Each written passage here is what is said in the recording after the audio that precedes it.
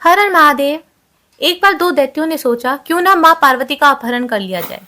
माँ पार्वती इतनी सुंदर है कि जब वो उनके सौंदर्य के बारे में सिर्फ सुनते हैं तो वो सुनकर ही उनके प्रति आकर्षित हो जाते हैं और वो मैया का अपहरण करने के लिए वहां पहुंच जाते हैं।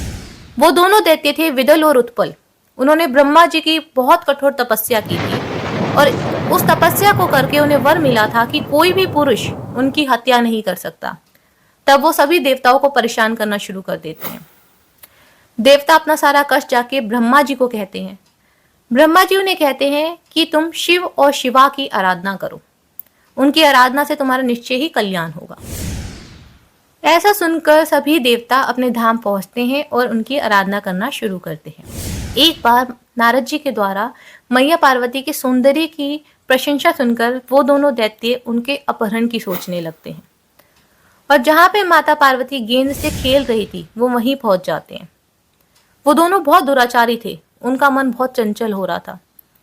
वो शंकर भगवान के गणों का रूप धारण करके अंबिका के निकट आते हैं।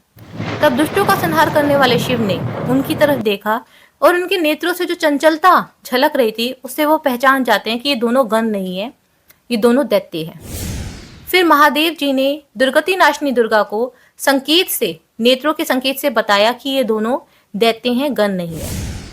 मैया भी भगवान के महादेव जी के नेत्र संकेत को समझ जाती है और जिस गेंद से वो खेल रही थी उसी गेंद से उन दोनों दैत्यों पर प्रहार करती है। जैसे इंद्र के वज्र के प्रहार से महागिरी के दोनों शिखर बह जाते हैं, उसी तरह माँ अंबिका के गेंद के प्रहार से वो दोनों दैत्य वही चक्कर खा के गिर जाते हैं और धराशायी हो जाते हैं, दोनों मर जाते हैं।